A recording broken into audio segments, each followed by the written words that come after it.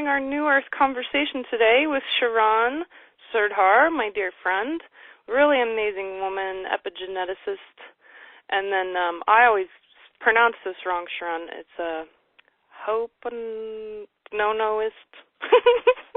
Can you pronounce it for me? Perfect. Yeah, Ho'oponoponoist, yeah.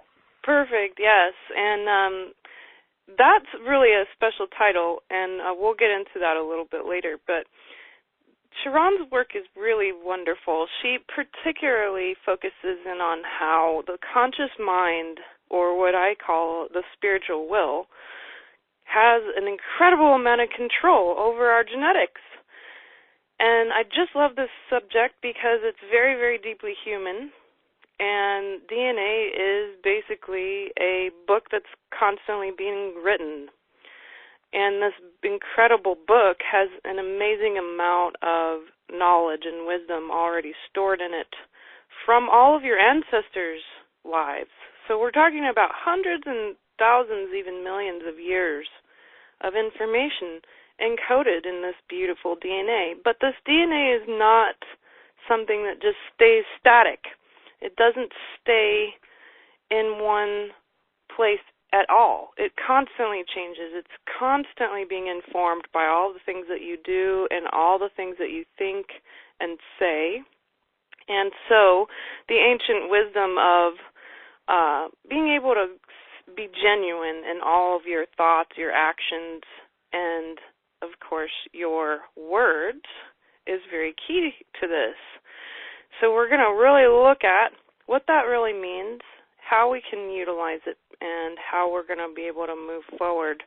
Right now, today, we're going to learn new techniques on how we can do that and how we can stop believing that we are victims to our DNA.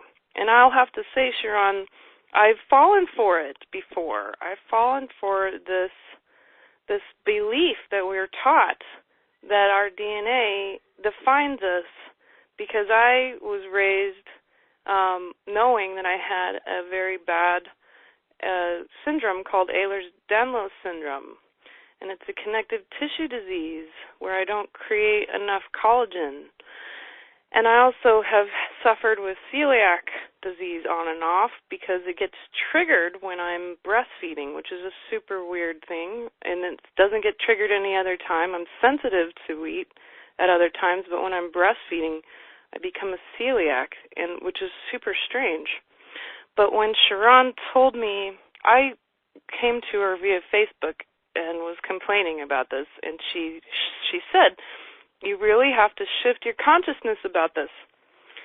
And of course it wasn't that as simple as that, but one day I really decided to try it out. So I was really suffering with not being able to eat wheat at all because it was a big part of our diet. And one day I made a batch of cookies, and they were like really amazing, great cookies. I did use flour. And I said to myself, this cookie, and I said it out loud, I said, this cookie is going to make me feel really good, it's going to nourish me, and it will not hurt me. And I ate it, and I really believed that. I believed that. And normally, if I had been eating wheat, I would have doubled over in pain for at least a couple of hours. And it didn't happen. And from then on, I was able to eat wheat. It was really beautiful. Wow. I told my body, look, this is how it is right now. And my body listened. It really did. So that's my little testimonial. But let's kind of go into this belief system that we're taught, Charan. Can you talk a little bit more to everyone about that? Oh, goodness, that was a great example, Elizabeth. Can we back up a little bit before we go on with the beliefs? I want to explain. You said a lot of stuff about the DNA, and it was brilliant. How it's an open book and all of that. But I want to start from where we were and where we're now, and how the beliefs fit in, so that we can tie that all into a story for everyone listening, and thank you everyone for joining as well. This is an important conversation because this, is where we're going with the new Earth. And I get goosebumps when I say that. Even when I posted that on Facebook today earlier, Elizabeth, I was, just like humbling that we're on the forefront. We're discussing this, talking about it, listening about it. We're on the forefront about what is emerging new on the planet. And wow, I'm just looking outside at the clouds. I see a DNA strand right now. Mm-hmm. I'm not kidding. I'm just going to take a picture of that. Okay. Yeah. Okay. So that was confirmation. Well, so here's the story. So before, when I was studying biology and we were studying, all the textbooks in school, I'm sure everyone, and I personally was taught that everything comes from the DNA, and you create your physical body from the DNA. So you inherit that DNA from your parents, and that's it. That's the end of it, and everything is just, that's the end of the story. So if you have genetic disorders in your bloodline, for example, diabetes or heart disease or even anxiety or depression, anything that you can think of, a trait, you basically inherit it because you think, well, it's in the DNA, it's got to be, that's my destiny. And there's the word, destiny, because then that becomes where we make ourselves victims to the DNA. So that's the old story. What we're talking about here is the new story. And what is that? And it's the difference between genetics and epigenetics. Epi, the three words there mean above the DNA. So you inherit the DNA, but there's information around the DNA that's actually influencing how the DNA is expressed. So let me just go a little bit more into that, make it simpler for you to understand. So think of it like letters in the alphabet, all in a string, and you can make a sentence out of it. And I love this because it came through last week when I was in Kripalu, when I was presenting there, and was saying, okay, so you've got a sentence, inverted commas, like, you've been given a sentence because your DNA has said such and such thing. So, say breast cancer or diabetes or whatever it is, it becomes a sentence for you. So, do you get that? I hope that makes sense. Yes, absolutely. Mm-hmm. Yes. So we're looking at what it is that those letters are reading out, and that is what then your body creates. So these beliefs, these emotions, the perceptions, the traumas that we have that resulted in creating all of these, all are like clouds that surround this alphabet that is your DNA. And so there's the difference between the genetics and the epigenetics. Those clouds are influencing how that DNA is expressed. So which sentence do you give yourself? Do you say that you end up with diabetes, or do you say you end up with health and well-being, which is in alignment to your truth, your consciousness, the consciousness that flows through us, which is our birthright. So this is the difference. And you can see that it's going from being a victim to our biology to being empowered and to being in a place where we are not victims to our DNA or our biology. But then this is what you were just saying, right, about the beliefs and how do we become free from these. So there's not just ours, but it's what we've also inherited from our ancestors. And there's so many studies to show this, but if they went through famine or drought, then that impacts the biology of their grandchildren and so on and so forth, so that they have those clouds around their DNA that hold on to that memory of that drought or famine. Mm-hmm. So maybe maybe it results in weight gain. Maybe it's like somebody can't, release some weight that they've been trying to do. It's like, I always say to clients that it's not your fault, because you never know what exactly you're holding, right? No, you don't, not really.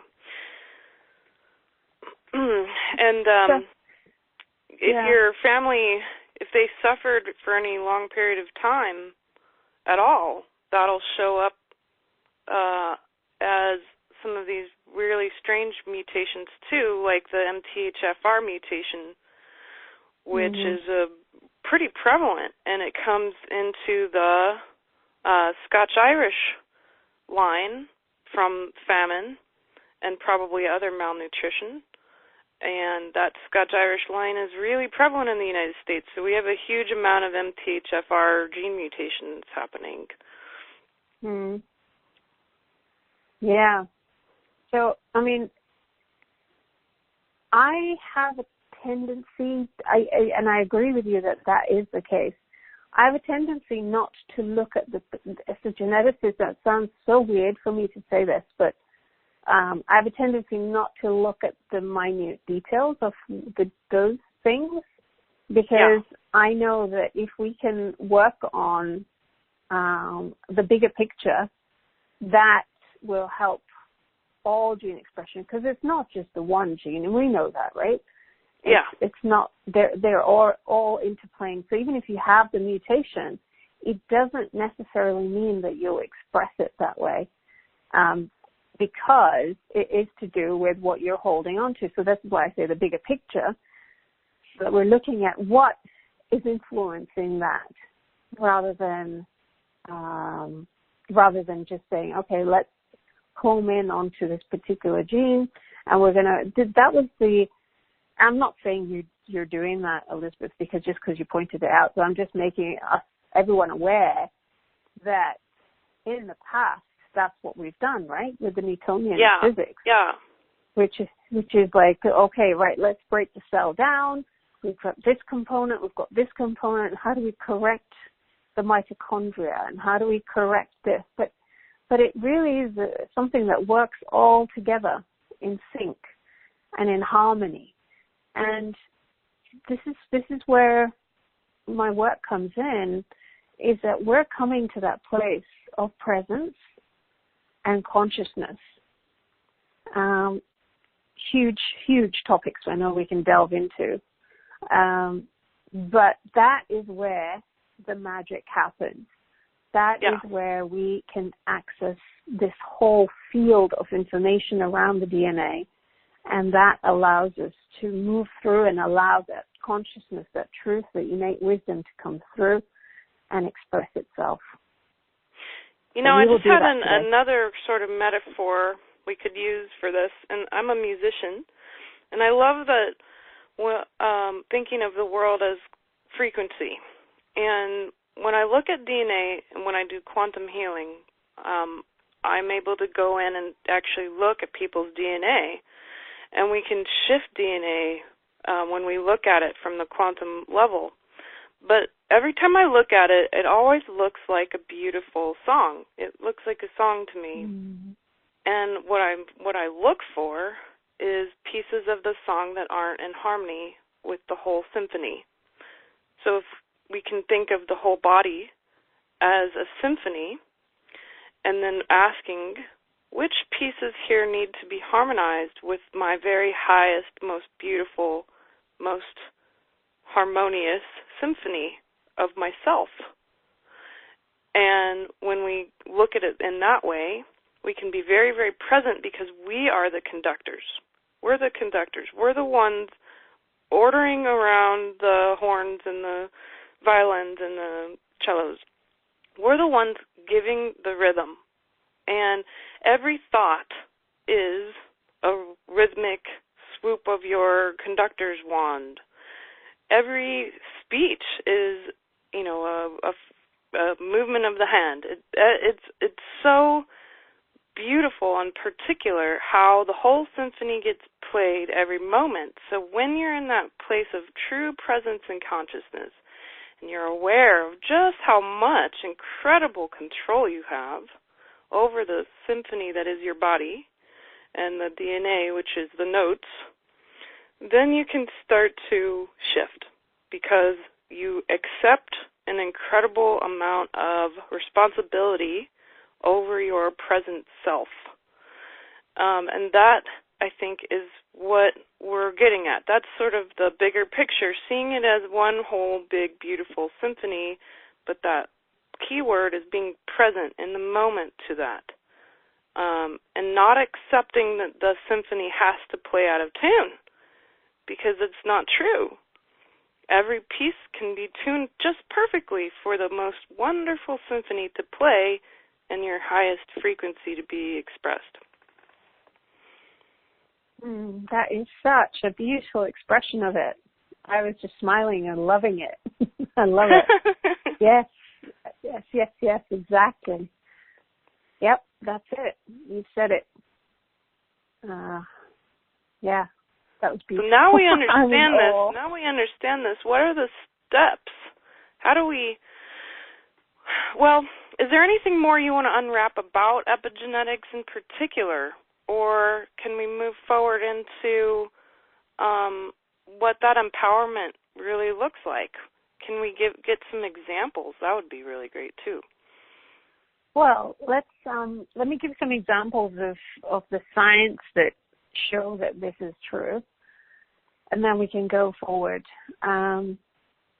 Because I always love the validation that science gives us too. Yeah. And science and spirit are kind of a yin and yang, I feel. And it's good to kind of bring them together. So one of the studies, and I think many of us have read this study on Facebook or, many places on social media, and that is of the mice that were exposed to the smell of cherry blossom, and then they were electrocuted at the same time every time they smelt it. And what happened is that they developed anxiety when they smelt the cherry blossom naturally.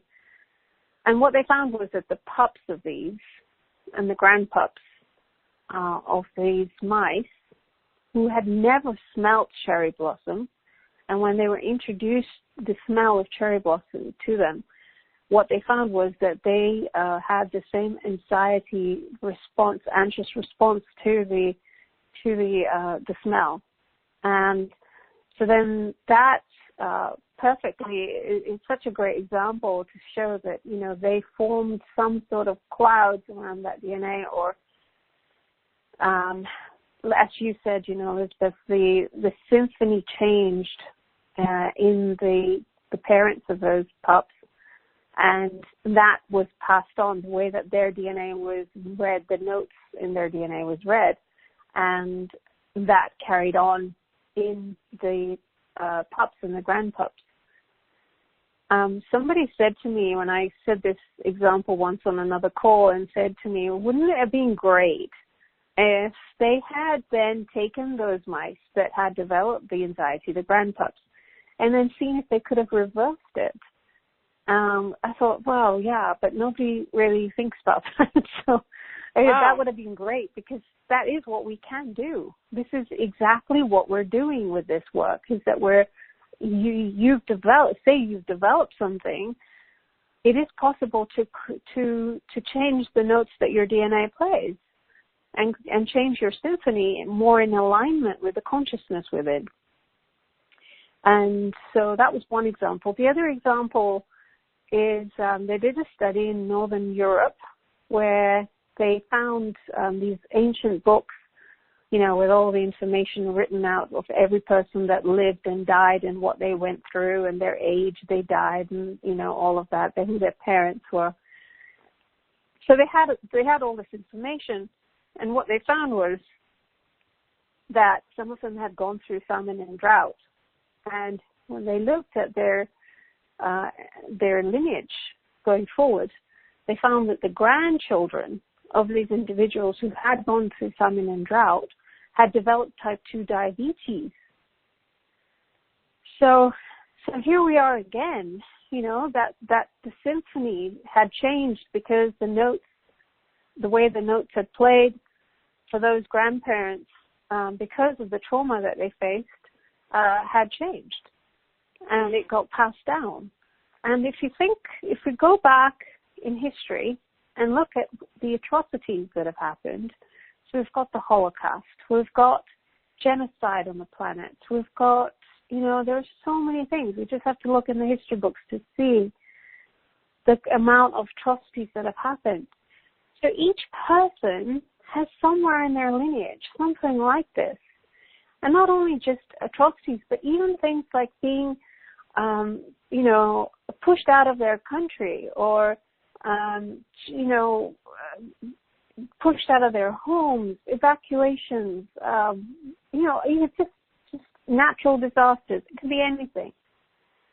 And these become the triggers within us that not only that are playing through us as the notes change as a result of this, but because, and this is important, because we have these notes, the way that these notes are being played through us and creating this particular symphony, say creating certain issues in our life, the way that people react to us and the way that we perceive life is also being perceived through this.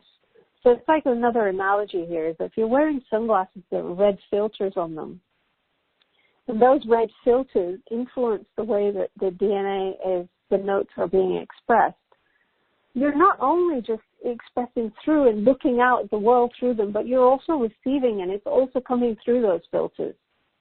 So, sometimes we say, well, so-and-so really triggered me. I was in that situation and I couldn't handle that person and what they said to me.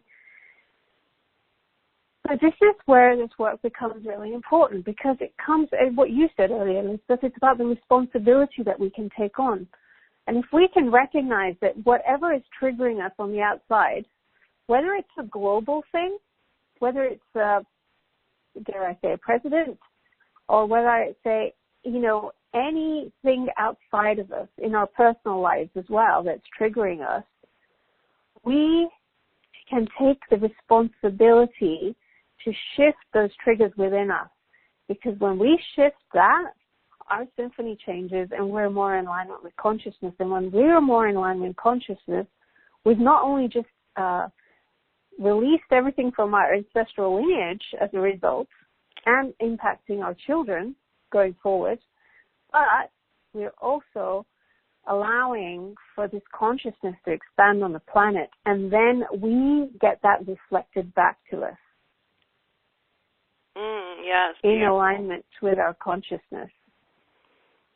Perfect. So it's so it's really an important point for us to take away with this. We're going deep already with this topic, in that it's not just about our biology. This is about the planet. This is about how we show up. Yeah, and more and more people are recognizing what global consciousness means for them.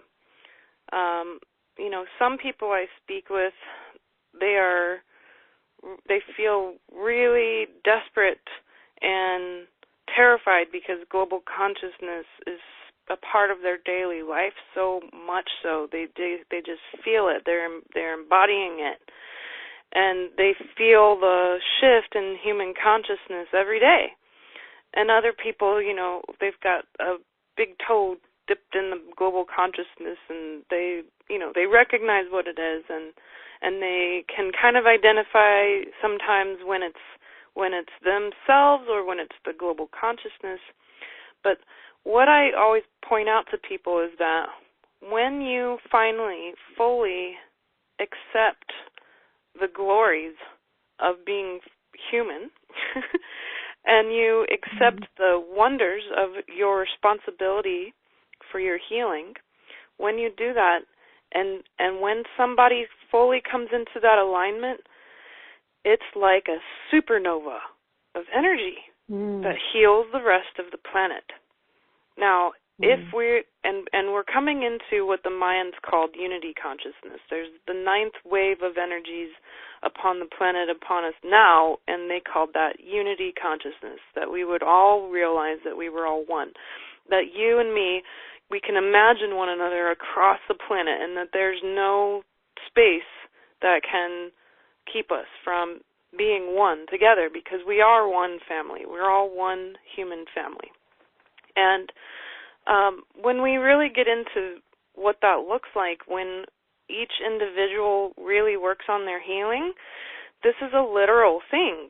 When they work on their healing and they accept this, and then they move ahead the best they can every day, and this isn't, this doesn't have to be absolutely perfect.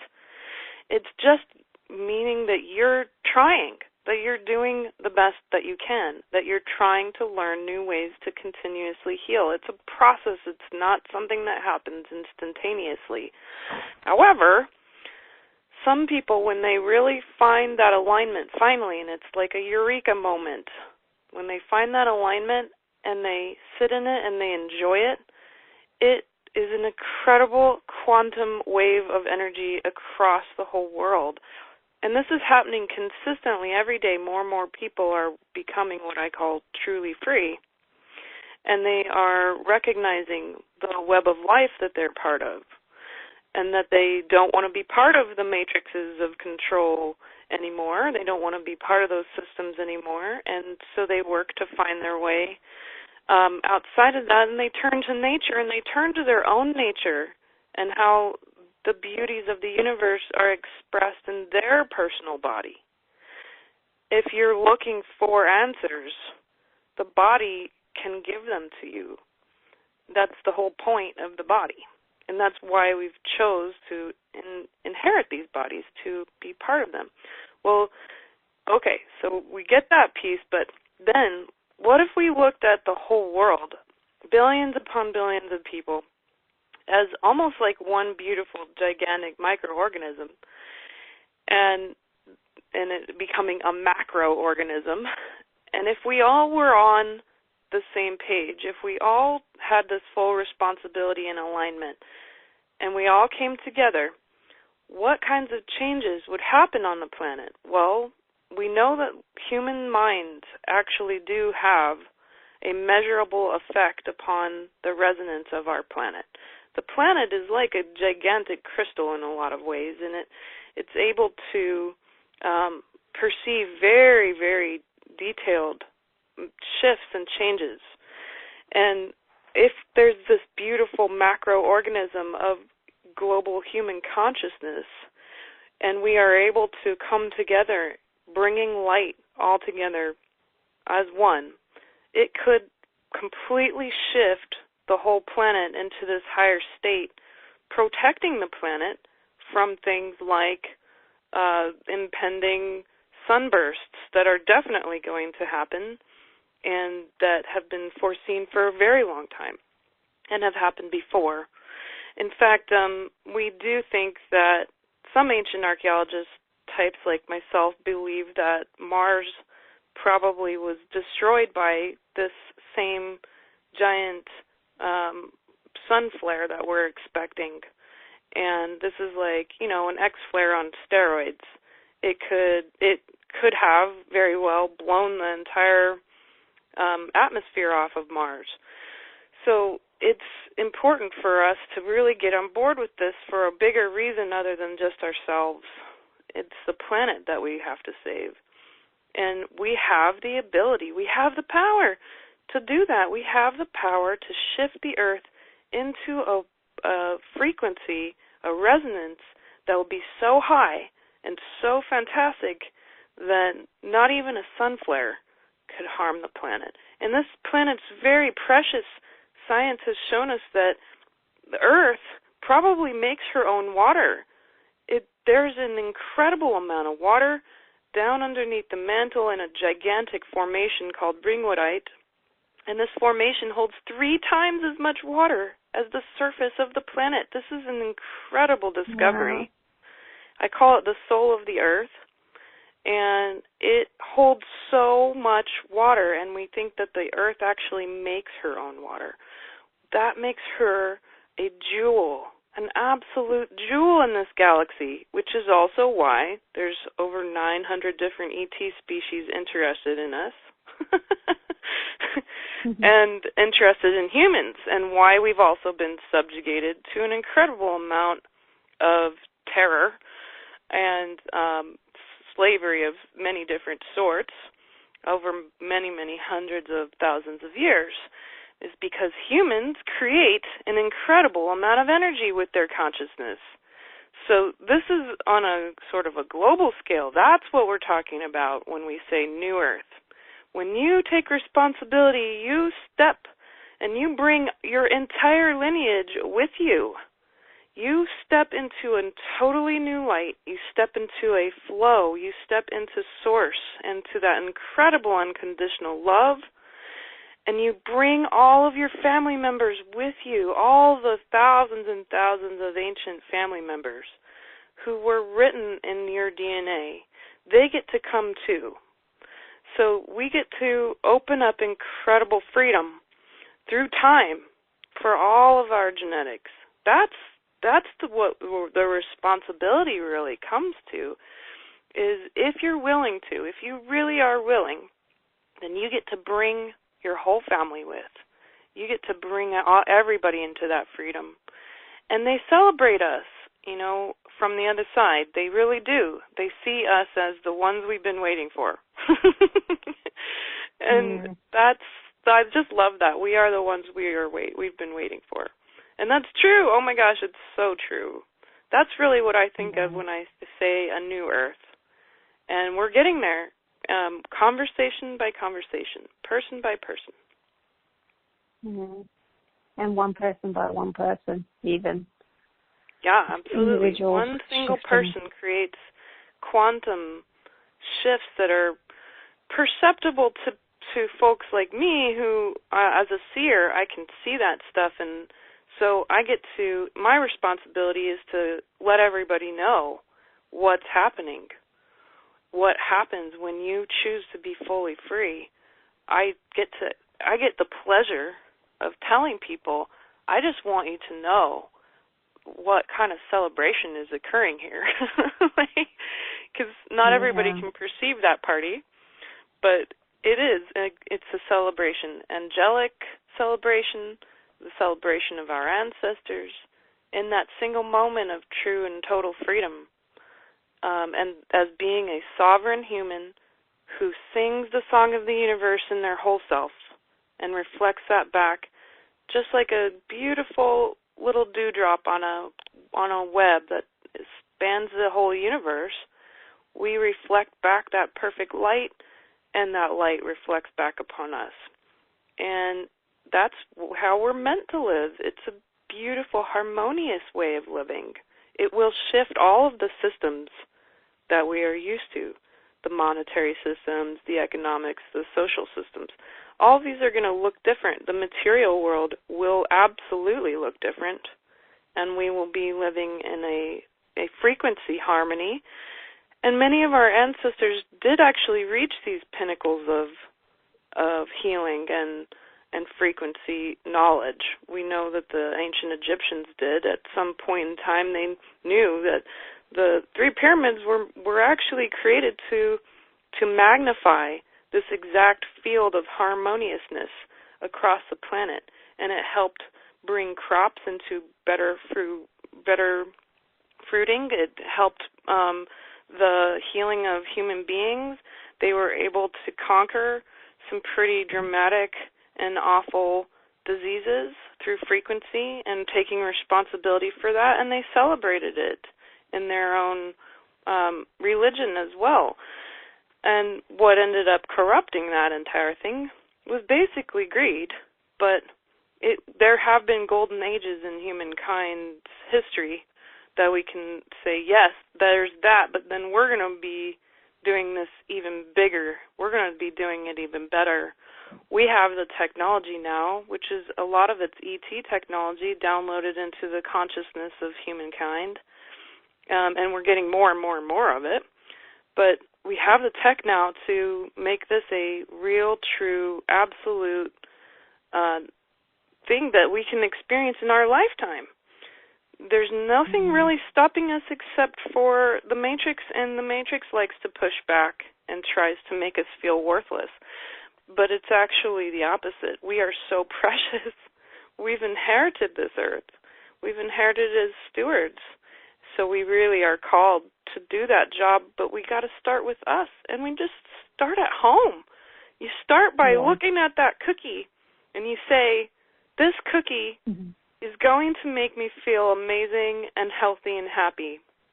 I mean, seriously, that's where you start.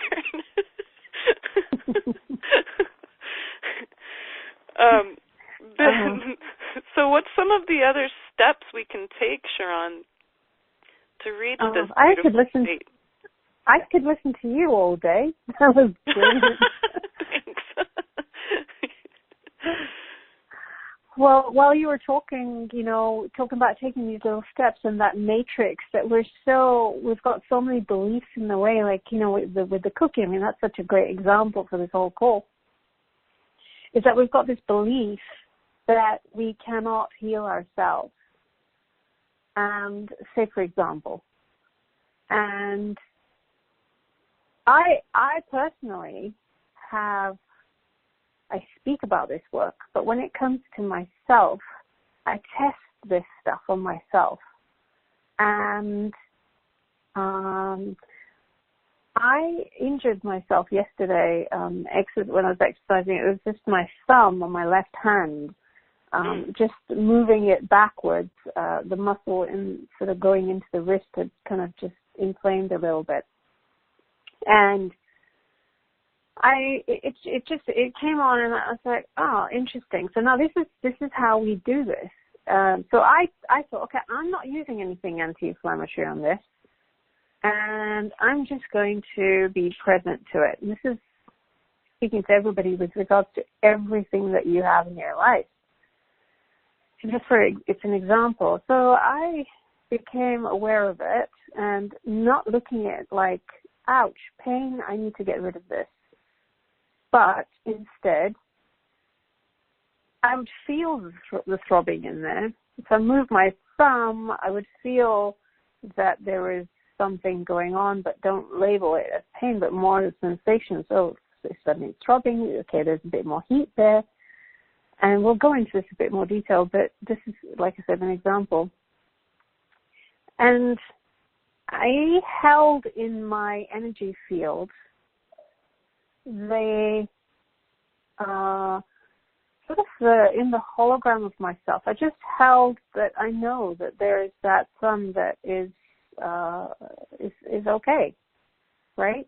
There is no inflammation there. I just know that exists. And it's not with the mind that you do this, right? There was this, when you did it with the cookie, there was this conviction, this knowing, this deep knowing that came through you. And in the same way, it's just this knowing that you just know that this part of you exists. And so I just continued to kind of be with it. And it was very interesting to observe because the pain would shift and go away completely. And then it would come back, almost like I was wavering between two different dimensions. And then I continued to just stay focused on that, and not mentally, but just with like a kind of like a thin veil, like you just kind of in between the manifest and the unmanifest, and just kind of know that exists there. And as I was doing that, eventually, within a couple of hours, it's completely healed and gone. And I said, like I said, I didn't use anything.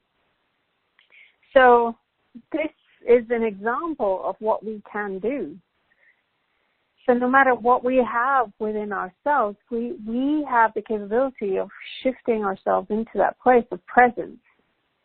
And presence, so then the question is, okay, so what is presence? presence is you being in touch with the consciousness that is running through your whole body, running through everything that you see around you. And the next question is, well, how do you do that? How do you get in touch with that?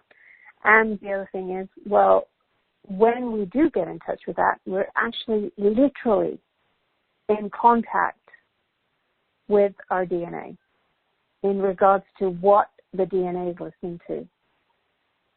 What symphony is the DNA playing? And that is where the presence comes in. So then how do we do that? So just like I did with my thumb, I was just aware. I didn't label it as it being ouch, pain. I would have done in the past, but today it was something I played with, and that's what I did. So just becoming aware of the heat, just becoming aware of, what it feels like rather than judging it. It's just like a cut, we just have a knowing that you get a cut, it's going to scab over and it's going to heal. You just know. You don't do anything about it. It's the same way, but it's just that we have these beliefs in the way that get in the way of us thinking, well, okay, I've got such and such. I don't know if that can heal or not because, we've been told. Like, for instance, teeth. Where we get cavities and things, we've been given that belief that we cannot heal cavities. But in fact, I truly believe that we can. But absolutely we can. Yeah. And I feel that it's because we have this collective belief going on about certain things that we become powerless to ourselves with those beliefs. And this movement, this new earth, is moving into that place where we, one by one, I just did it with my thumb today. So for me, that is giving me more sort of encouragement to know and move past more beliefs about my body and step into that. And as I'm doing that, as you said, it's as we become that supernova, we're becoming more and more aware of that consciousness, that presence that exists within us, and how we can access that and allow it to come through and become that reflection back at the universe. So that's where we're at with it. Yeah. I can go deeper into it. Yeah, but you carry on. Do you have anything else to add on that? Well, I was just sort of thinking of the basic steps, and it really just starts with desire and also being informed.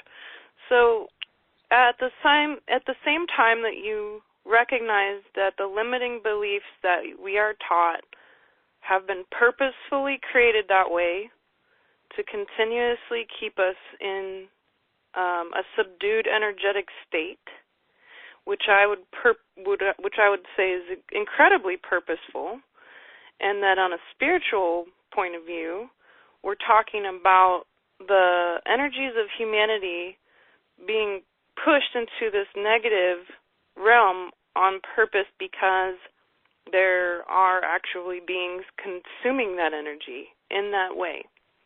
And so we see this and we recognize, this is part of what we would call the matrix of control. This is not only just a real, actual structure around the planet, it is a spiritual structure as well. Just like everything around us, including you, has a sort of spiritual energy to it, this is also physical and energetic. The process that we feel when we're part of that, it continuously brings us back into these negative feedback loops in our mind. And that keeps us in illness. That keeps your body in a state of disharmony. So now you're informed. Now you know, I don't want to be part of that anymore. I want to be part of what? The real web of life. This web of life is mathematical, it is fractal, and spiritual. So this shows the infinite possibilities that nature has offered us, and her expressions of it in the 3D are very, very much fractal based, and this is at the quantum level all the way up to even the galactic level. It's all of the same mathematical principles. Of course, my favorite being the Fibonacci sequence, the 369 expression of the universe. We have the singular alignment of the 3, we have the duality of the 6, and we have 9 showing us infinity. And the magic of 9 in mathematics is incredible. You should definitely spend some time to look at that. But your body expresses this. It's part of it already. So when you are in it and you recognize this and you say, oh, that's what I'm part of. I'm part of the web of life that is expressed naturally in this 3D. And my spiritual will gives me that personal, purposeful willpower to decide which part I'm going to play and where I'm going to be at. Am I going to continue on this path of being controlled by belief systems that were purposefully created to make me feel crappy? And am I going to keep doing that, or am I going to actually look to nature and the nature of my own body and this form that I'm in and how my body is expressing the same forms and universal mathematics and beauty and harmony? That's what I want to be part of. So you have an informed choice. You have that choice, that moment of choice, and then you have the desire. You have the desire for shift, and that requires an incredible amount of energy. However, this is beautiful work. It's moment by moment, learning how to keep yourself conscious of which place you're going to be playing on. Are you going to play on the field of the web of life, the true web of light, the grid of light that holds us all together? Or will you play on the field of the matrix, the darkness that tends to keep us in these really deep negativities and keeps us sick?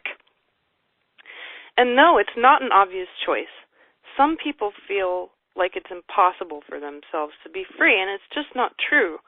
So they really have to work on that choice point. But if you do choose in that moment to be part of it and access the incredible amount of energy there's so much healing and light energy.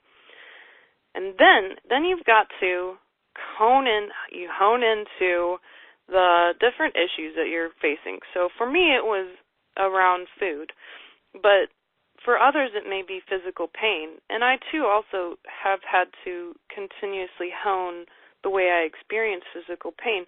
Part of it, and what I think Charan was really getting at, is to not resist it.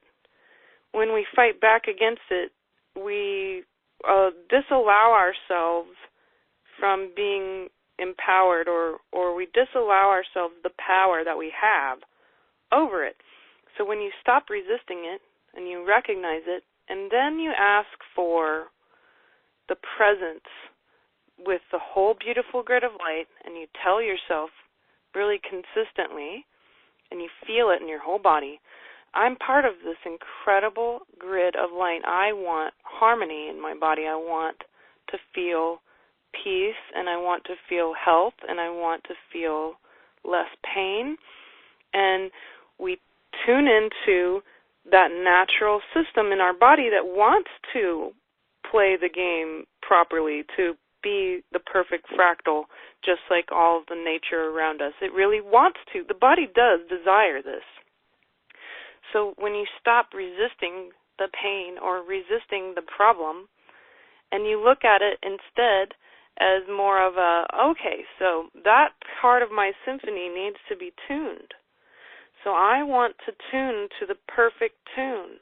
What is that beautiful, perfect tune?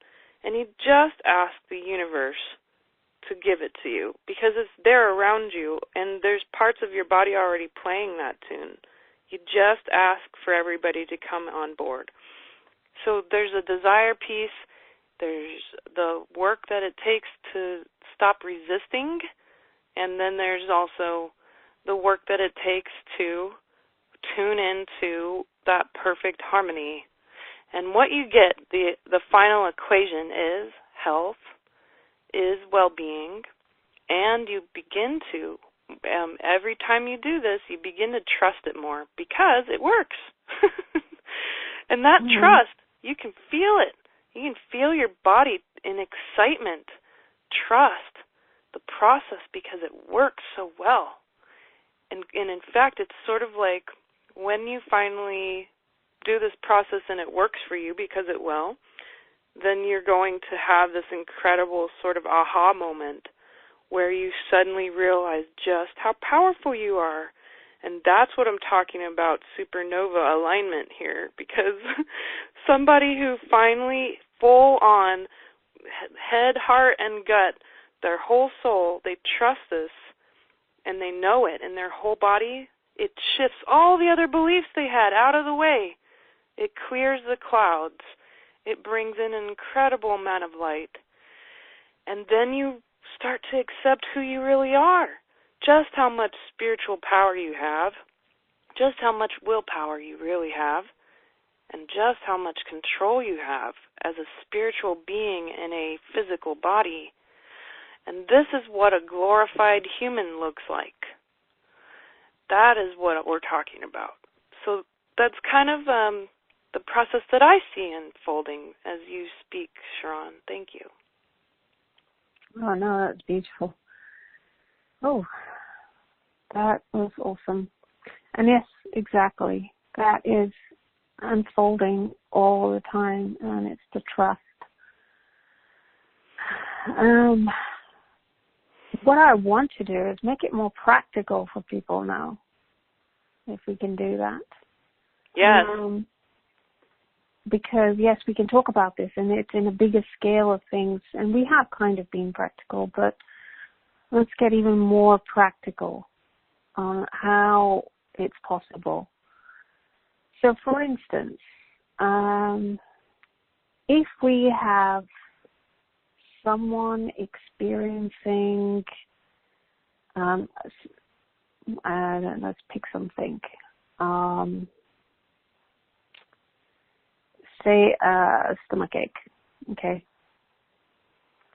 So, for instance, we've got a stomach ache and you're not sure, you go into that thing of, okay, this is painful, I want to get rid of it, I have to take something for it, all of that.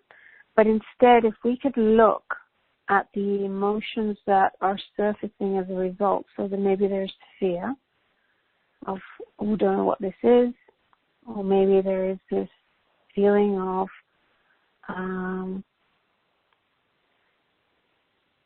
I guess it is fear. It's a deep kind of it is fear. It's like just fear of unknown, fear of going somewhere where you don't know where you're going because it's uncomfortable, all of that. But then we go even beyond that. So first you notice what's going on, and instead of, like you said, not judging it, you go with the flow. You're kind of staying in that place of trust. So if you just come to recognize you've got this, and then you say, okay, what's the emotion I feel? And then you say fear, and then the next step is you notice where that fear lies in your body. And what I mean by that is that the sensations that you have in the body as a result. So maybe it's a tight chest as a result you're feeling about this thing in your stomach, and you've got this tight chest. And again, I just want a little bit of a disclaimer that I'm not talking about medical issues here. Anything we have medically, always go and see a doctor and do what you have to do. But what I'm talking about here is that if there's something going on, can we look at the energy behind it as well? So, because the energy is what is feeding the condition. Yeah. So when we're looking at that, we're looking at the sensations that are there as a result of this fear. So, like I said, maybe in the chest. So you just become aware of that, and you become aware. of that sensation, just like I did with my thumb. I just became aware, instead of saying, ouch, I instead became aware of the throbbing, I became aware of the heat. And just as like you're watching clouds in the sky, you don't judge them for being good or bad. They're just what they are. And in the same way, you just observe what's going on. So that's bringing presence into the body. And as you do that, you have no idea what those sensations have, where they've come from, in that could be you getting in touch with those clouds around the DNA that were connected to, say, an ancestor that went through some trauma or whatever they went through, and you are feeling this, and this is resulting in you having this issue and this fear show up. And it's the minute we become into that space and just notice the sensation, we have got in touch with that consciousness, that light inside of us. And as soon as we've done that, it's like we've brought a candle into a dark room. There's no way that any part of that room won't have some light in it. Yeah. And so it's, rather than using the word healing, I want to use the word integration, because healing suggests that we are broken in some way. Integration suggests that there is nothing broken. It's just a matter of getting in touch with that consciousness, integrating parts of ourselves. And so as we bring our consciousness, our awareness, presence there, consciousness comes through. Consciousness is the candle in the room. And as you stay with that, you'll notice that things begin to move into alignment in with that consciousness, just like with my thumb. And just like with your cookie, you said that, you moved into that alignment.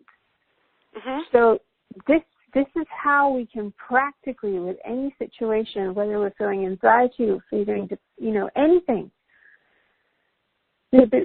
like I said, have the medical treatment, have all of that. But this is, if we don't look at the energy underneath what's going on, we are still going to be having those triggers, still going to be having the things that just keep replaying in our lives.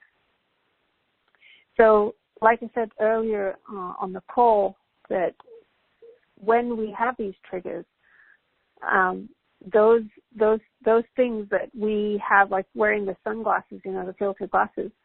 So once we've brought consciousness to that, what happens is that you're not just doing it for yourself, like you said, Elizabeth. We're actually doing it for our whole ancestral lineage. It's like a domino effect. So going back to wherever that situation started, we're actually literally, with a domino effect, clearing all of that out and bringing the light to it. And so it impacts our children, so that when, like, the example with the mice passing on that information, you become the person where all of that stops. And you are not then passing it on to your children. Yeah. And that is powerful. And spiritually, you're clearing out the genetic bondage for your whole lineage. Yeah. So that's even bigger too. I mean, it's not just your progeny and their progeny in the future. It is actually the past as well. Because in that moment, time is all one big, huge, beautiful thing. But in that moment, every moment, you have the ability to be able to free all of your spiritual family members over all that time, to clear the genetic bondage of the past and to make sure that the future is much, much brighter. Yeah, absolutely. And that's the power that we hold inside of us. That's a supernova right there. Yeah. Just in every time moment, and space. Bringing presence to whatever we feel. So this is my daily practice every day. I am always tuned into what I'm feeling. Where am I feeling it? Where are the sensations? And my constant awareness is internal as to what I'm feeling, so that I am not judging it. I am just being with it. And that's it becomes a practice. And it's a walking meditation. That a lifestyle. I mean, yes, it is. And people around me kind of think sometimes I'm a bit too quiet, but I feel like I have the universe inside of me. And I know you know what I mean, Elizabeth. Sure, I do. It's like you just, absolutely. It's like, you have that access inside of you. And I'm not saying I'm perfect in any way. It's a work in progress. And this is somewhere that we can all get to and move forward from. Yes. So, yeah. So it's a journey, and it's like an emotional processing technique, but with the added outcome of connecting yourself to the true grid of light, the universe. And that emotional processing technique is really key, I think, to recognize where the pain is. And let's say somebody has like something like MS or fibromyalgia, where their whole body seems to hurt, or Ehlers-Danlos, the whole body seems to hurt. And you just go into that pain and you welcome it. You stand with it. It is there saying something. What does it say? It says, I'm afraid, or I'm angry, or I'm something. There's an emotion underneath all of that. And you welcome that, and you welcome the next one, and you welcome the next one. And you welcome it, and you never judge it. You see it for what it is, that pain is actually information. It's telling you something about harmony in the body. So when you welcome that pain and you really recognize it and you hold it and you're present with it, then you get to play conductor. And you can say, yes, okay, pain, I accept that you feel fear and it feels like this. And I accept that you feel anger and it feels like this. And it is amazing what happens to people when they stop resisting and start welcoming and accepting and being present with all of these symptoms. And you go through each one systematically. And if it takes you many moments out of your day, then do it. And you continuously do this, and you keep playing the conductor. You keep bringing in source energy.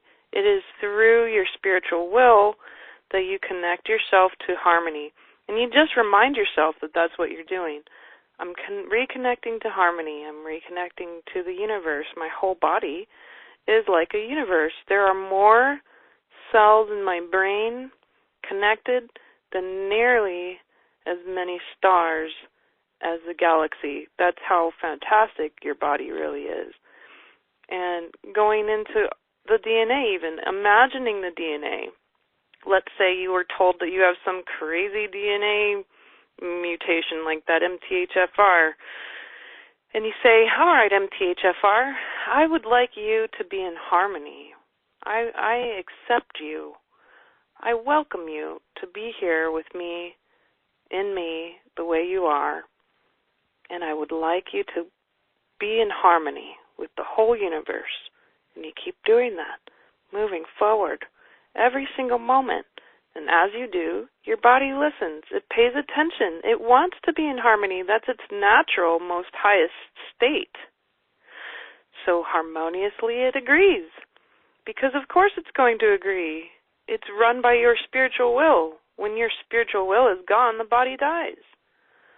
So it's run by that. It's run by the ether. Tesla talked about that. He talked about how he in one of his last interviews says, I am a man of electricity. I am built of the ether and the electric energy of the universe. He said, that is my spirit. And he knew that. He knew that every thought was like an incredible movement of electricity and ether through the body.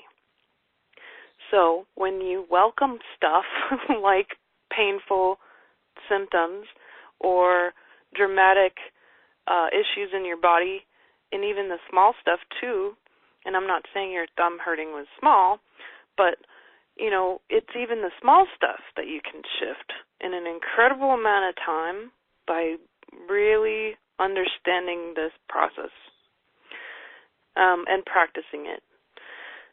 So I think, that's about as practical as we could make it. Yeah. And just to add to that, when we have something like MS happening, somebody's having the experience, sometimes it's hard to get in touch with it. And what you said is brilliant, but to add to it is that if they could go back to when they were diagnosed with it, and when the doctor actually said it, what was the emotion that they felt, and what was the sensation that they felt, and then that's a great way to get in touch with that. Yeah. I had a friend one time, and she was very, very practical about this stuff, and some doctor told her, you have MS, and she looked at him and she's like, no, I don't have time for that. And he's like, just kind of looked at her like she's crazy, and she's like, I'm sorry, but whatever you're seeing, it's just not real. And I don't have time for that. I have a lot of incredible work to do, and so thank you for your opinion, but I'm moving on with my life because I don't believe that I have to have that.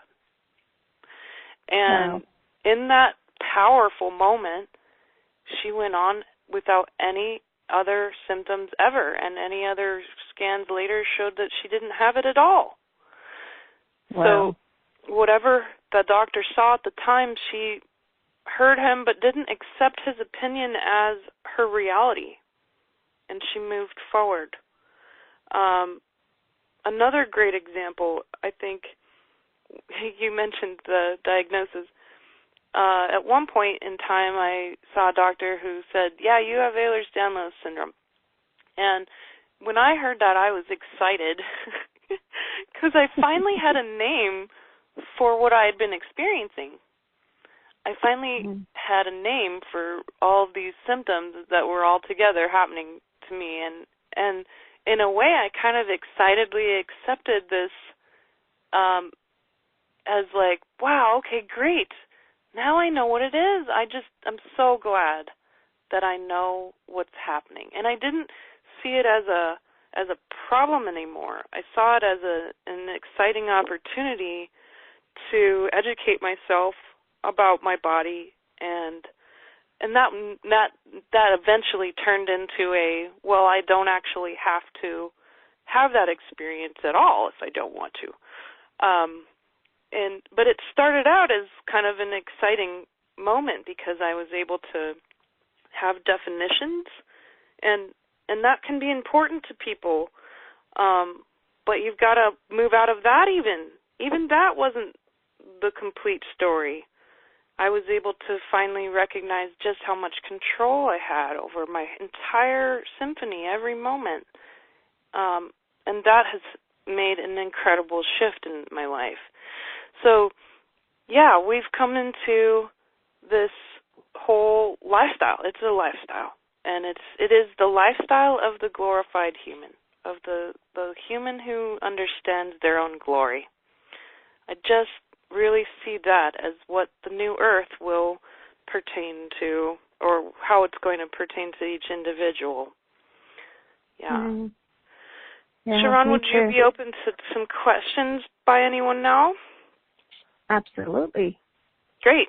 So we have one person on the call. I think we've had several people by the call, but they were intending to listen to it later, which is great. So whoever listens to this later, if you have questions and you didn't get any answers today, email me, and I will make sure that Charan or I, or both, are able to help you. So don't feel like you can't email me at Elizabeth at Seer and Scientist. and I'll be able to support you with any questions you have after this, indefinitely. All right, so we have one person on the phone. Janine, if you have a question, raise your hand by pressing *2. And then if you're on the webcast, you can type in your questions into our Q&A board. And here we have Janine. Janine, thank you so much for joining us today. I really appreciate it. Oh, my gosh. I know that this has been a... Oh, of course my dog's going to bark now. Hi, dog. Welcome. That's Tammy. She's excited. Tammy's getting sassy with me. So, Elizabeth, all this information, and Charan, this is all, like, really great, like, wow information. And I've heard bits and pieces of this over the course of my journey in life. But there's just always, what do you do when you're the one who says that it can't work for you? This can't work for you. Nothing works. The negativity factor. Yeah. That's kind of what I'm sucked into, and I always have been. So, I mean, I have a gazillion physical symptoms. Yeah. I told my chiropractor about him yesterday, and he's like, well, your spinal fluid. And I was like, oh, boy, I don't know that I want to hear that, but all right, whatever. He's an intuitive man. So anyway, it's like you ladies make it sound so simple. Well, and would you be willing, Janine, to make this, can I help you make it simple? Yes, I mean, I hope that when I'm saying yes, that I truly mean it, because it's just like there's always resistance. It's the duality thing. There's always the polarity thing, and I'm always going the opposite direction. So I don't know how to pick up in my DNA. So the energy that I'm picking up is one of letdown. It's like being let down by your body, being let down by, almost like also then that energy is what's creating the letdown of this is difficult, this won't work, or that won't work. Am I on the right track here? Oh, absolutely. Yes. I hate to admit that. Yes. Yeah. So it's almost like with this, when we bring presence, like what Elizabeth and I were talking about, we have to bring it to the first thing, the elephant in the room. Like, we can go to, because we can go to the minute aspects, but there's a big elephant in the room and it's about to sit on our face. We have to look at it. And if we don't look at it, Sorry? My head, the sensations I literally feel like within my brain, it feels like that. Like an elephant. Yeah. Mm-hmm. So right now, that's what you're feeling? Yes, absolutely. Yeah. So when I say to you the feeling of letdown, where do you feel that in your body? That feeling like my body's let me down. The world lets me down. Where do you feel that? Where do I feel that? I have a hard time trusting how I feel too. So I feel it, I guess, in my solar plexus. Okay. That's where I was going to say to you, just guess. Charan, I'm not sure. I mean, I feel so much in my head. My head is so plugged up. I don't know. Maybe it's my head. I have a hard time feeling. Okay.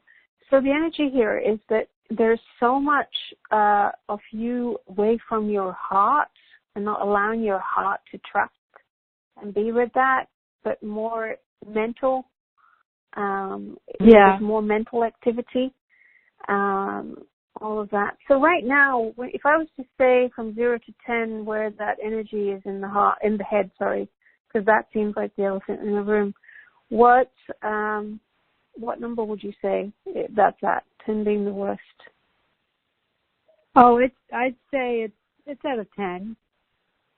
10? Okay. It's at a 10. So it's not like pain, it's just sensation. Yeah, good. I mean, that's exactly where we want to be at, noticing the sensations.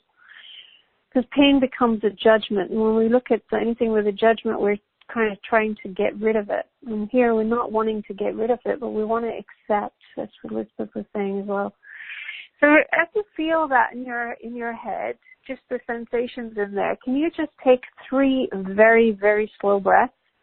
Like it takes you a minute to do those 3 slow breaths. And I'm just going to be quiet here for a second while you do that. Sure.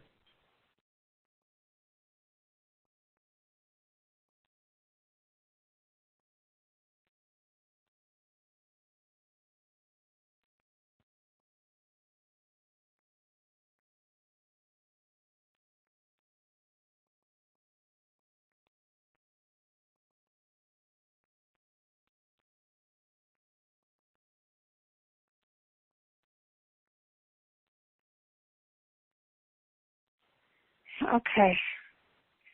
So just notice that. Now go in with new eyes and not judgment. And notice, is that smaller, bigger, or different now?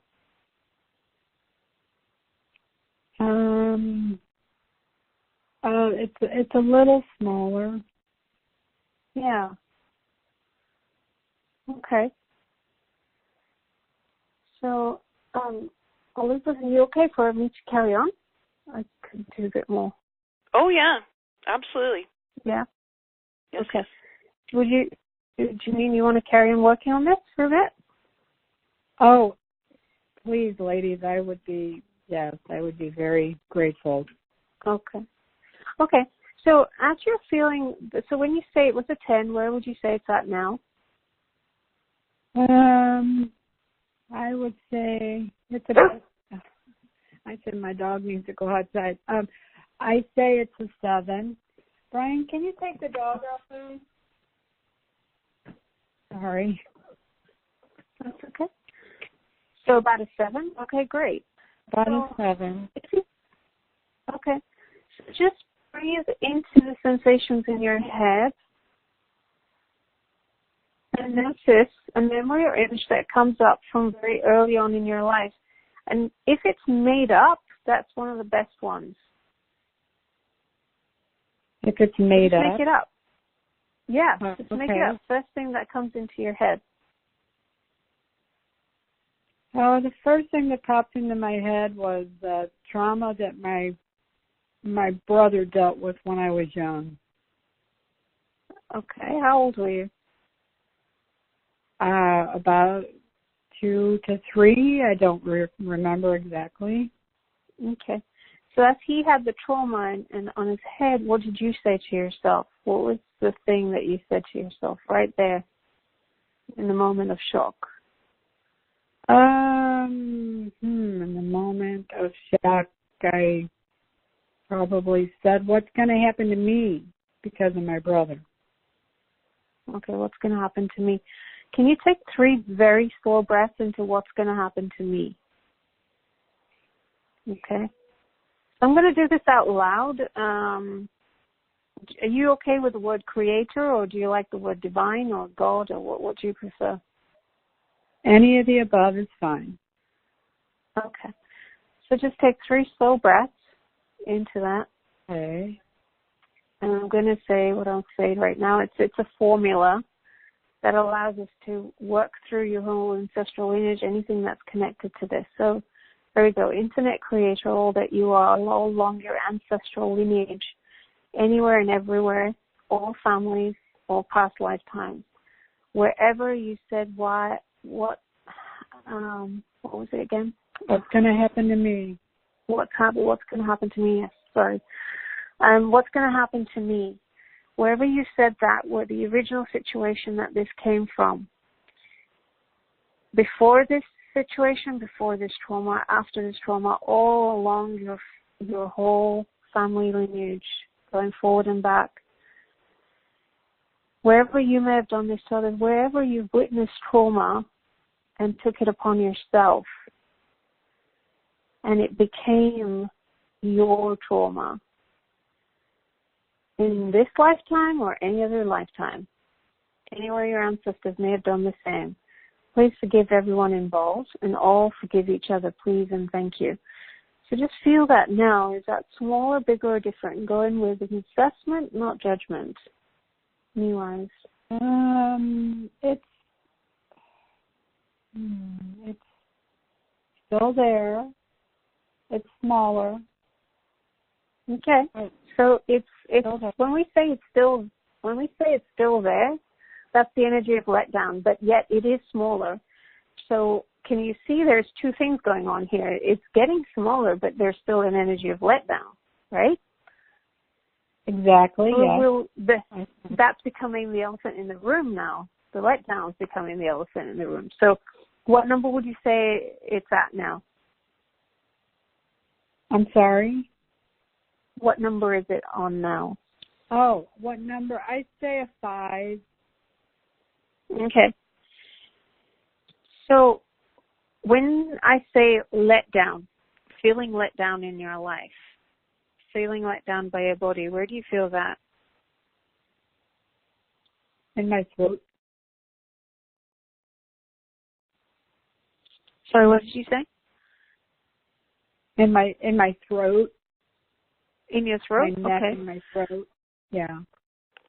So neck at the back of your throat, front of your throat, both? It's kind of like my lymphatic system under my chin. Oh, okay. And what number is that at? A 3. Okay. I'm picking up it's about a 5, but that's okay. Just let's go with what you're saying. So let's just take another 3 slow breaths into that. Okay. Really slow. As slow as you can go. Infinite creator all that you are, all along your ancestral lineage where you were not able to speak your truth, where you felt let down. Every time you spoke your truth and were let down by others for speaking your truth, or wherever that you were coming from your heart and followed your heart, but were let down by people around you who were stubborn and mental, and that didn't allow you to move forward in your life. And wherever you're holding this around your DNA, all this information, wherever it's come from, infinite creator, you know exactly where it is, all your past lifetimes, all of it, wherever you may have done this to others as well, we include that. Please forgive everyone in the whole lineage. Everyone forgive each other. You forgive them. All of it. Please and thank you. Just take a deep breath and then go back in with an assessment and see if it's smaller, bigger, or different.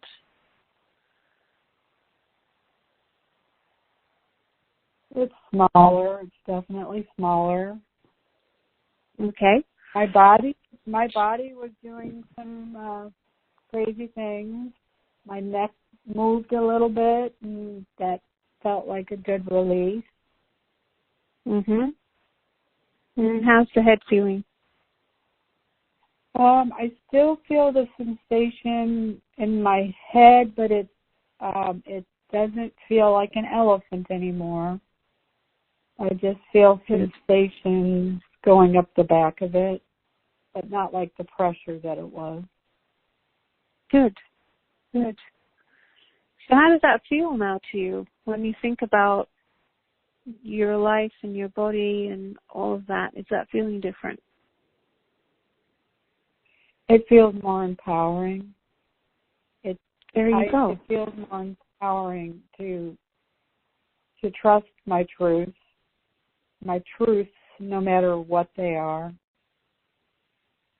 Yeah, it's a very different feeling. There you go. And you did that just by focusing on your breath and focusing on the sensation. See, I want to say you did that.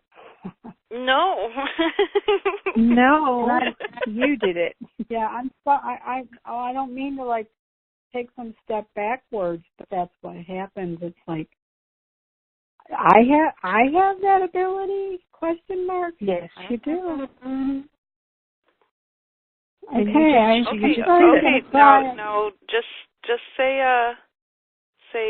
right now. Just say, I have that ability. I have that ability. How does that feel? I don't think I was very. Too good to be true. I hate to admit that, but yeah, too good to be true. So let's take it in small steps.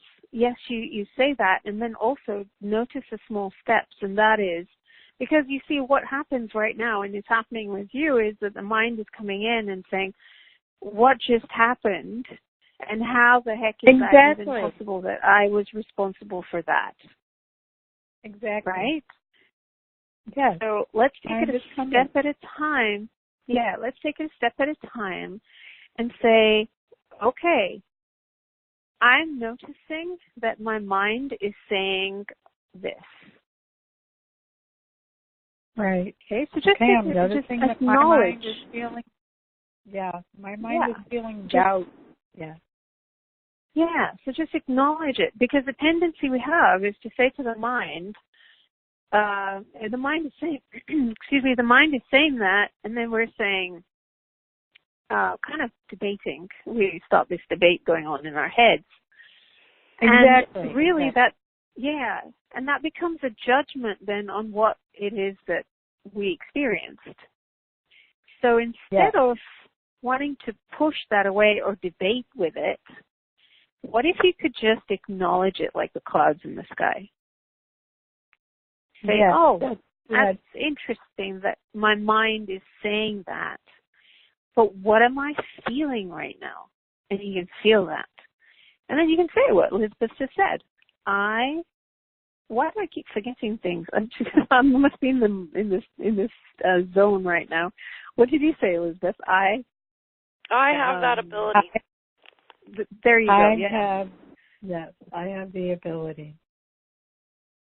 So when you say that, when you focus on this, when you focus on the sensations, doesn't that feel more true to you? Yes, it does. Yeah. So that was the little shift that you needed just there, that little tweak. That it was like the mind was, when you say it with your mind, I have that ability, the mind, then you're debating with the mind. Mm-hmm. When you allow the mind to be where it's at and go into the sensations, and this is what we were talking about, that knowing, as soon as you go into the sensations, you go into that, I have that ability. It's like a knowing. You just know it. Yes, and it's... You see that? Yes. I'm getting very emotional, sorry. No, this is good. That's it means great. There's flow. Allow it to flow. Yeah, exactly. Yeah, it's accepting it. Yes, it's accepting the knowing. Yes. Energy in motion. Right. And even after this call, in the days to come, and for the rest of the day, if you do find yourself becoming emotional, allow yourself to be it without judging it. And anything else that you experience in your body, just be with it. Because what you might notice, and I say might, is that you'll have new sensations show up. And there may be a tendency for the mind to come in and say, but this is still here. Oh, but this is, exactly. but right. You know. But, so I'll say but as well. Right. That's become aware. Say, oh, my mind is going to a but situation, or I'm noticing that my mind is doing this, and that's my awareness. Right. Yeah. Okay. Yeah, and exactly. I will do that. I feel there you so go. blessed You're just working with you ladies. Oh, we love you. You're doing great. Yeah. I'm so grateful you were on the call to listen and be here for this. Yes. And you just showed everyone how this is possible, because you were in the place where you said, I don't think I can do this. And look where you're at. Well, it's interesting that my physical body must have had some sense that I was going to be doing this, because it's been buzzing like crazy. And I just acknowledge my body, like Elizabeth, you were saying in your earlier conversation, that my body is telling me something, and it's an opportunity. Precisely. For growth. So that's why I'm saying I have the ability. Through the help of your understanding. I don't know, Elizabeth, when Janine just said that, could you see the difference? You could sense it, couldn't like you? an entirely different energy. Yeah. You know, Janine, I want to point out something too about the brain mind, and I think that it would serve you well on this. But when we have trauma in our life, it kind of shatters our ego a little bit, and the ego tries to compartmentalize that pain in order to manage it better.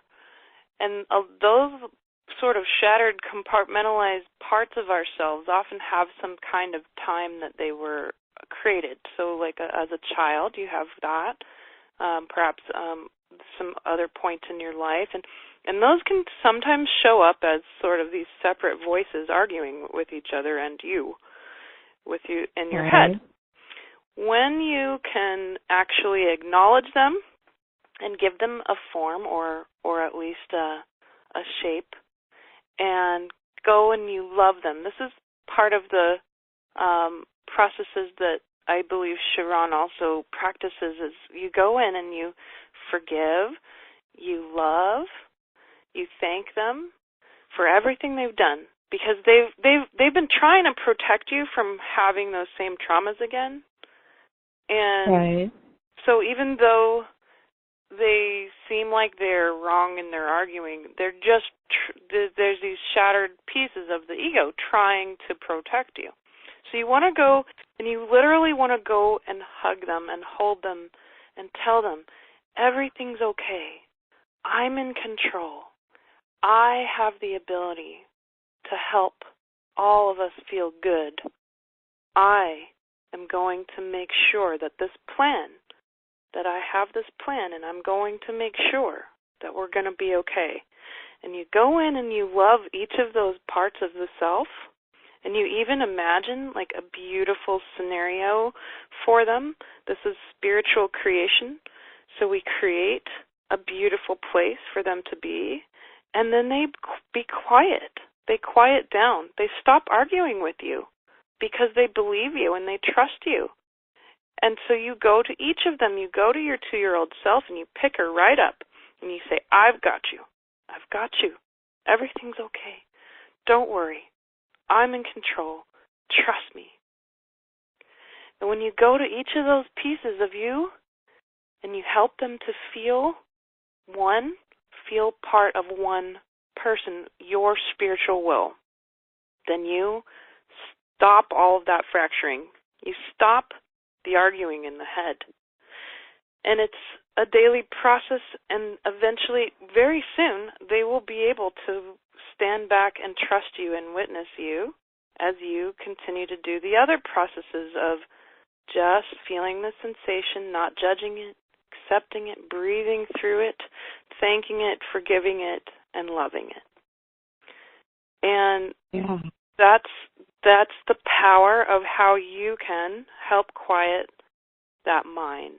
And then we have the heart and the gut, too, talking to you.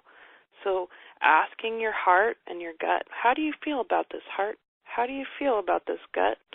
And then you can start to really practice feeling more of your 3 minds and how they can serve you. So if you right now put your hand on your heart and just ask your heart, heart, how do you feel about this wonderful power, this ability that I have over my body? How do you feel about that? Ask your heart and see what it says. My heart says it's excited. Yeah, it's open and it's saying, yes! Now put your hand on your gut. Put your hand on your belly button and ask your gut, gut, what do you think about this? How do you feel? My gut feels hopeful. Yes. So you have three minds, and the heart and the gut, they serve you in a very specific way. The gut is your connection to the earth. The heart is your connection to the now, and it has a better memory than your brain. The brain mind, the brain mind's your processor. The brain mind can think of past, present, future, and when it goes through trauma, it compartmentalizes it, thankfully, so that we can actually go and address these beautiful pieces of ourselves and bring them all into one present spiritual will. So that's some more practice that you can do to help keep that mind from trying to take control over the whole body, because you have three brains. So you want to start treating your heart and your gut like other brains and ask them to serve you. Start to learn to really, really speak with them every single day. And then work on kind of identifying those voices in the head when they come up and accepting them, loving them, and giving them empowerment. Say, I've got it. I've got you handled. Don't worry. I'm in control. Trust me. And they may try to argue with you some more, but you really want to actually give them some form. I think probably my worst subconscious memory pain piece that I had to talk to a lot to get her to really come into oneness was my 16-year-old self. And she had been chained in the basement of my mind for years. And I was kind of terrified to go talk to her. But when I brought her out into the sunlight and I just loved her and I built trust with her and I showed her how wonderfully beautiful and powerful she was, that was probably the most incredible healing moment of my life, because I was really able to heal all that trauma that I experienced as a teenager all in one go without ever reliving the trauma, because I could really look at me at that moment in my mind and give her the power, give her the love that she deserves. And she was forever now part of that oneness that is me. Now I don't have any arguments in my mind at all. I am always singular now. I have, not only addressed those pieces, those shattered pieces, but brought them all into pure oneness so that I am in full control over my whole body and self, and that I can love and accept without any judgment, any feelings, or anything that I'm experiencing any moment. And that's a really beautiful, peaceful way to live, and that's exactly how you're going to live, because now you have the tools and the power and the ability. You've acknowledged the ability that you have. How does that feel? It feels wonderful. Yeah, your voice is so different. Yeah. So, it feels wonderful. Wholeness feels wonderful. Yes. And you're a reflection of Charan and me, and we're a reflection of you. And as we do this together, we're healing the whole world. Yeah, that's beautiful. Thank you for being willing to walk through this process for everyone. Yeah. Well, thank you, ladies, for being the instrument, giving us the voice and the understanding. I'm very grateful for that. Yeah, me too. Yeah, Thank you, Charan, for walking through the process with her. Yes, cool. Charan, my pleasure. Elizabeth, oh Lord, The universe is good. God is good. Would you be okay to get back to us in a couple of days and let us know how you're getting on? Absolutely. Great. I will do that. And just thank you for being who you guys are. That's all I can say. I'm very grateful. We were meant to talk today. Yeah. Oh, I say so. Yeah. Yeah. Well, anyway, thank you. Lots of love. Janine, enjoy your day and this new way. Enjoy. I will. And you ladies as well. Thank you. Oh, yeah. Thank you. Blessings. Blessings to you, Janine. Yes. Thank you. You guys. Oh, Charan, that was great.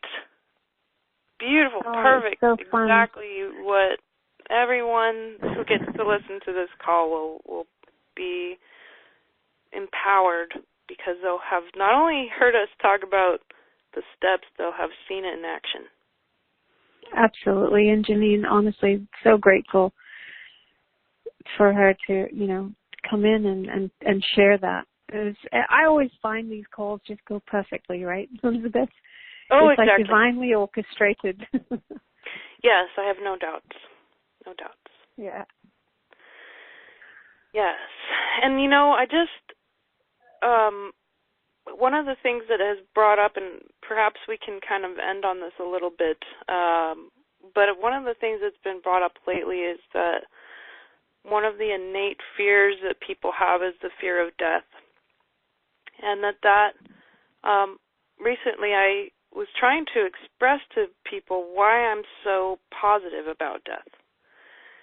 And I'll be honest, I've been thinking about death since I was a very small child, because I grew up in Germany when Chernobyl blew, and death was the subject that we talked about at our dinner table regularly, because my father was military. So death was always on my mind, and it fascinated me. And the moment I realized what death really was right after Chernobyl. I went to school. I went to go get on the bus, and when I got home from school, I was just preschool, so I was just a little kid, like 4. And so I came back into the parking lot, and there was a dead baby crow on the ground. And I picked it up, and I put it in my lunchbox, to my mother's horror. And I brought it up to the house, and I said, "Mom, I found a baby crow. Can we bring it back to life?" And the crow had died from radiation exposure. But my mom, of course, was like, "Holy hell, what did you just do?" And threw my lunchbox away and the crow, and it was, like, very sad. But it never left my mind that I wondered if we could bring the crow back to life. And so it fascinated me, this separation of energy which creates the spiritual will and the physical form. And I could see that even as a little baby girl. So as I got older, I realized that there's some amazing things that happen at the moment of death, and that the brain is set up to help you have access to God, that the whole body's set up to help you have access to the mind of God, to the source of all things, all that energy that you're originally from, to have access to it at that time, and how precious it is, how wonderful that experience actually is. And that at that time, you also get to see time. You get to see how time has worked for you in that physical form. You get to see that, but you also get to see what an effect you've had on the entire universe. You get to see all the quantum level effects that you've had on the universe. And truly, do not doubt that you have huge, gigantic effects on the entire universe.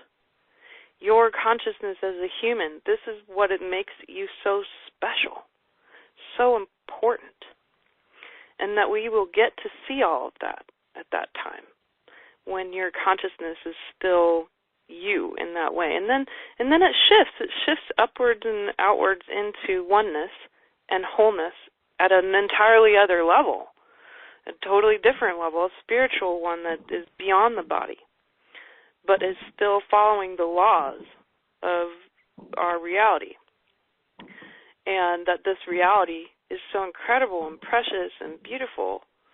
So I try to be really death positive so that people can release themselves from the fear of death and feeling like they won't know what's really going to happen to them, that they will lose their identity. It's not that you lose anything. In fact, you gain much, much more and get to experience all the levels and dimensions that you may not have had access to in your mind at the time that you were you. So I just wanted to pull that out there because you talked about fear earlier, and that's the one big fear that haunts humans is their fear of death. In the Egyptian culture, they did not have a word for death. They were not obsessed with death at all. They were more obsessed with life and how life worked. They didn't have a word for death, and instead they called it westing, or the soul moving into the west, the setting sun. They saw it as a part of a cycle. And this is the beautiful cycle of the universe, the laws of creation, preservation, and destruction. And the body must be downgraded into its minor parts in order for the whole universe to be able to work properly. But the spiritual will is part of the grid, the big, huge, electrified, living grid that has all of that knowledge and all that wisdom that we have access to, the real internet, the internet of light. That's where your consciousness is from. And it just happens that you become a singularity out of that consciousness. And it seems like you're separate from it, but you're not. It's just that you get to have an identity. It's the universe getting to know itself better through you. So, yeah, I just want to put that out there. Do you have any thoughts about that? Oh, lots. But it's great that you brought this up because actually it brings everything that we've just discussed full circle. Yeah. And in every moment, the reason we have a fear of death, let's go back a bit. The reason we have a fear of death is because the mind, the small I, if you want to call it that, is seeing and afraid of its own demise, if you want to say that.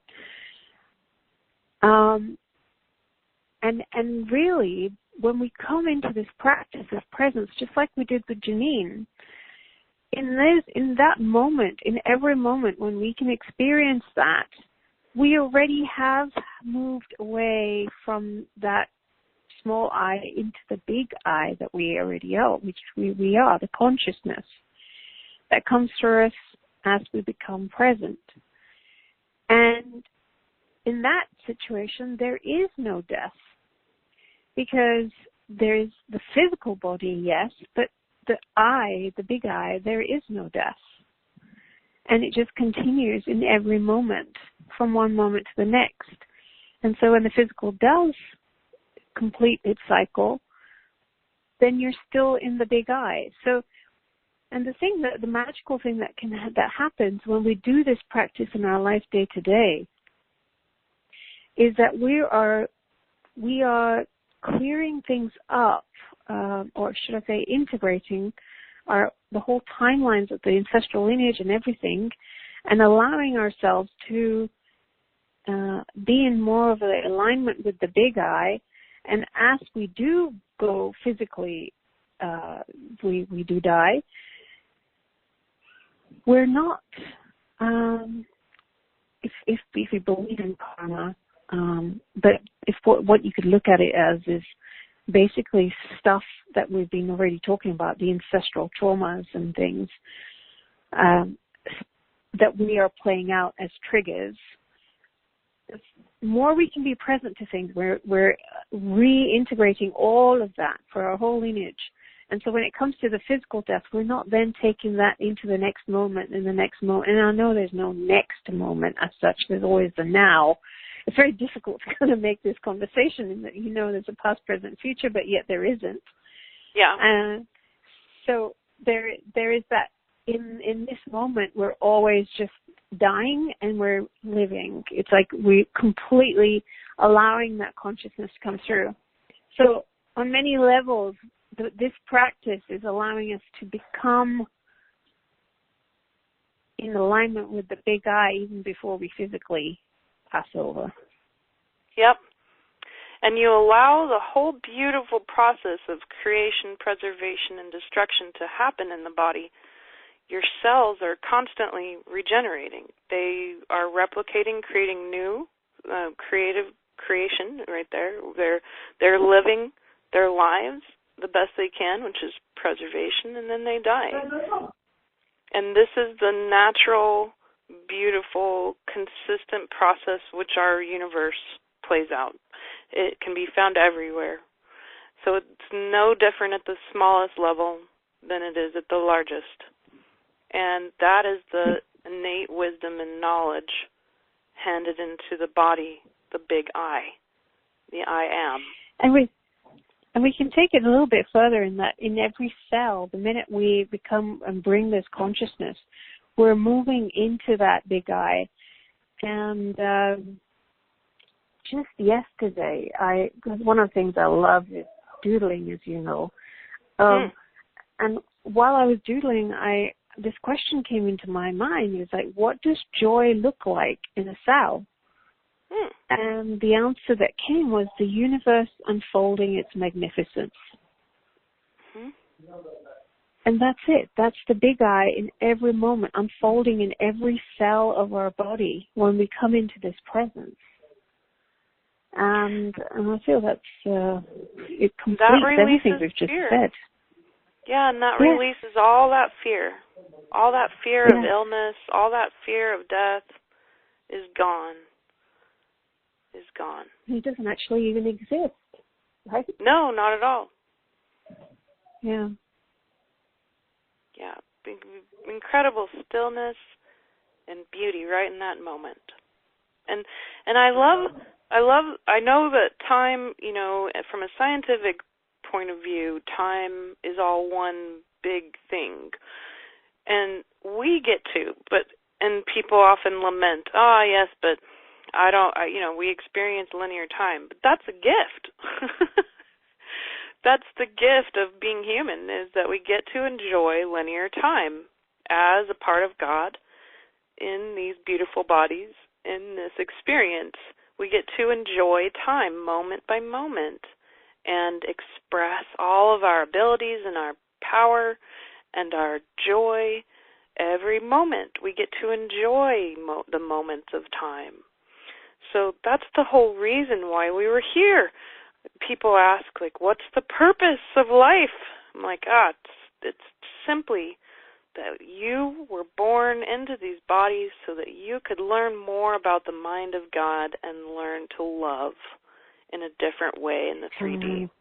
That's really it. Yeah. There wasn't any bigger, huge, fantastic, crazy purpose. It was that you were born so that you could learn more about the mind of God being you. And that's because this universe is one thought. It is a thought. So, and I don't consider God the same way as any sort of institution might. I think of it as source, the source of all universes. This is like a thought. And so the universe is a thought, and you are thought of into existence. Every single moment you've been thought of. You've been loved into existence. And you are part of that same love. Absolutely. Beautifully put. Perfect. Well, here we are. I think that's a great place to end. That we are thought of into existence. So I bow to you, dear Charan. Thank you so much. I love you. I thank you. And I appreciate you for bringing your wisdom and knowledge to us today. It's so wonderful. Thank you, Elizabeth. It's always a pleasure to speak to you. And I'm grateful. Thank you for bringing me on. And I was grateful to Janine, too, for being thank willing you, to Janine. do this work. Yes, thank you. So precious. Well, everyone, I hope you have a wonderful day and enjoy this new earth as it unfolds. And we will get to speak to you again next month. Charan, where can people reach you if they would like to do some work with you? They can go to my website, www.charansurdhar.com. That's CHARANSURDHAR.com. And also my email is Charan, CHARAN, @charansurdhar.com. Perfect. Yes, and I hope that if you need to work through any of these health processes that are happening in your life, definitely connect with her. Absolutely. Wonderful way to gain the empowerment you deserve that you already have, and just learn how to express the abilities that are already within you. So she's a master at that and ready to help and support you right now. Oh, good. I'm so glad. I have to say, when we were ending the call, because it's evening here, 6 p.m., all the fireworks were going off just as we were saying the universe is in us, and we were saying it's the perfect. one thought. Oh, it's all perfectly orchestrated. Oh, is there a celebration there?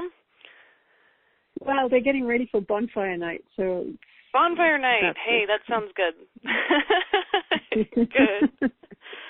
All right, my dear friends, thank you so much for joining us today, and to all those who will listen to this recording, we love you.